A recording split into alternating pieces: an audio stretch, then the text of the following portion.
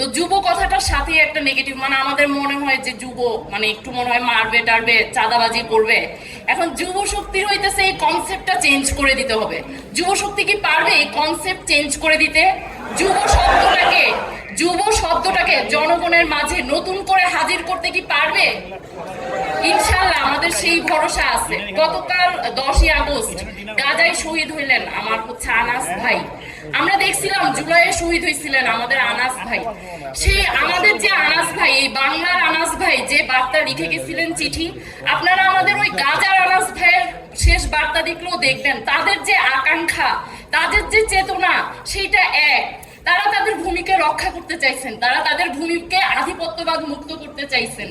সেই চেতনা, সেই আকাঙ্ক্ষা আমাদের নিজেদের মধ্যে ধারণ করতে হবে। আমাদের মনে রাখতে হবে আমাদের ভাইরা শহীদ হয়েছেন, আমরা আসি, আমরা কেন আসি?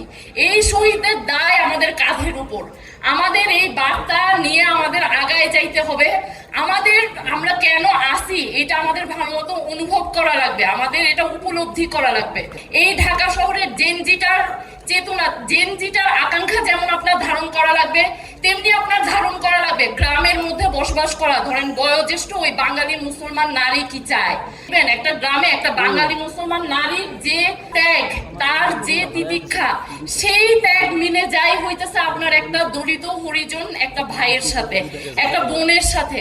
তারা সবাই হচ্ছে এখানে মুসলিম। তাদের হইতেছে কাউকেই তার মানবিক মর্যাদা দেওয়া হয় নাই, কাউকেই তার নাগরিক মর্যাদা দেওয়া হয় নাই।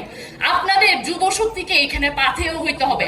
আপনাদের যুব শক্তিকে হইতে হবে ভালো রাজনীতিবিদদের আতুর ঘর। আপনারা কি পারবেন এই ভবিষ্যৎ বাংলাদেশকে ভবিষ্যৎ রাজনীতিবিদদের আতুর ঘর উপহার দিতে?